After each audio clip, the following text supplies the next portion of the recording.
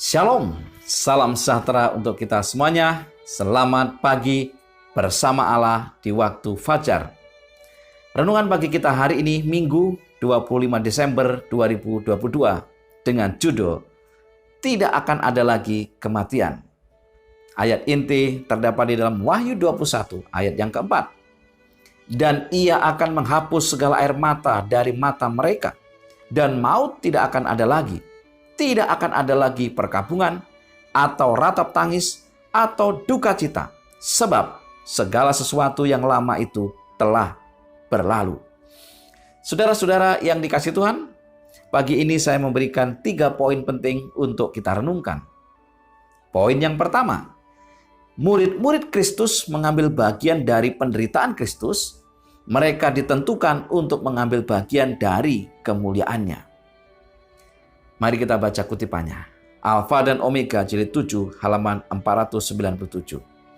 Murid-murid Kristus yang benar mengikuti Dia melalui pertentangan yang berat, tahan menderita dan mengalami kekecewaan yang pahit. Tetapi hal ini mengajarkan kepada mereka kesalahan dan bencana dosa, dan mereka terpimpin untuk memandang hal itu dengan kejijikan. Mengambil bagian dari penderitaan Kristus, mereka ditentukan untuk mengambil bagian dari kemuliaannya. Dalam penglihatan yang suci, Nabi melihat kemenangan terakhir dari jemaat Allah yang sisa. Saudara-saudara yang dikasihi Tuhan, banyak di antara para murid-murid ini pada akhirnya mengalami penderitaan yang sangat berat. Mereka mengalami kesusahan, mereka mengalami aniaya. Kenapa? Karena dikatakan bahwa mereka akan mengambil bagian dalam kemuliaannya. Jadi, jangan berharap kalau kita mau menjadi murid Kristus, lalu kita akan enak-enak saja. Kita akan berjalan dengan mulus. Tidak. Semakin kita mengenal Yesus, semakin kita menjadi muridnya yang sejati, semakin banyak tantangan yang akan kita hadapi. Bahkan, semakin besar akan penderitaan-penderitaan yang kita harus lewati, harus kita terima. Tapi pada dasarnya, kita akan mengambil bagian dalam kemuliaannya.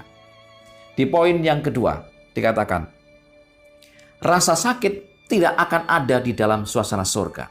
Kita akan selalu merasakan kesegaran pagi. Rasa sakit tidak akan ada di dalam suasana surga. Tidak akan ada lagi air mata, tidak ada lagi iring-iringan ke pekuburan, dan tidak ada lagi tanda-tanda kedukaan.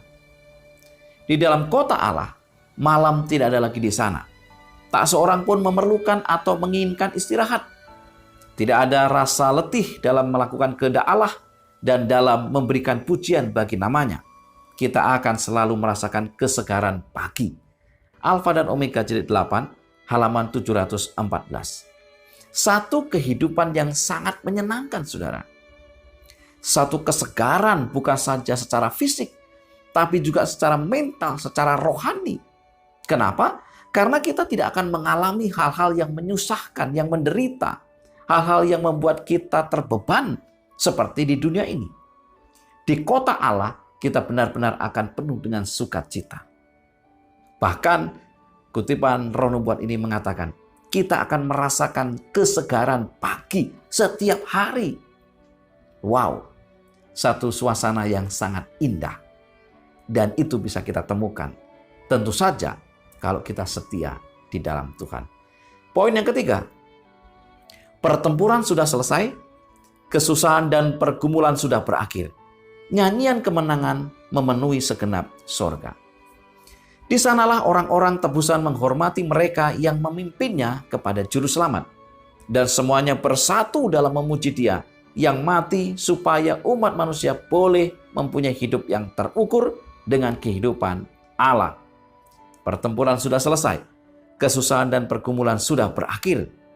Nyanyian kemenangan memenuhi segenap surga. Sedang orang-orang tebusan memetik nada yang menggembirakan.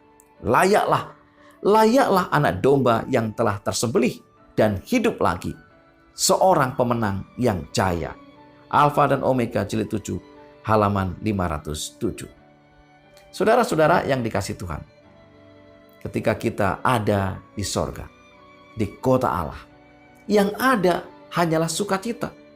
Maka puji-pujian, rasa syukur ya diberikan kepada Allah, anak domba yang telah menjadi korban penebusan dosa itu. Kita benar-benar akan merasakan sukacita. Karena tidak ada lagi pergumulan hidup yang harus kita tanggung. Kita memuji Tuhan sepanjang masa. Kita merasakan sukacita. Tidak ada lagi penderitaan, tidak ada lagi kematian. Yang ada hanyalah sukacita. 3 poin utama kita hari ini adalah yang pertama, murid-murid Kristus mengambil bagian dari penderitaan Kristus. Mereka ditentukan untuk mengambil bagian dari kemuliaannya.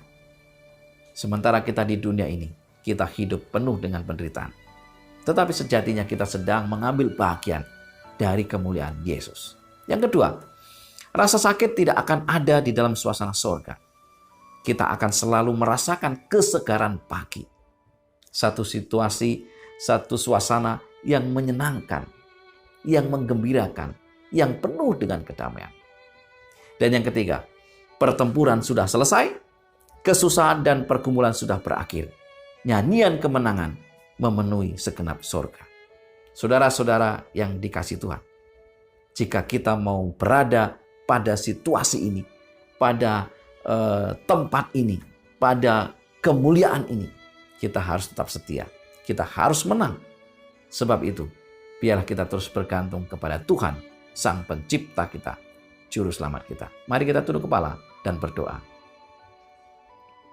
Terima kasih Tuhan atas segala kebaikan dan kemurahan-Mu.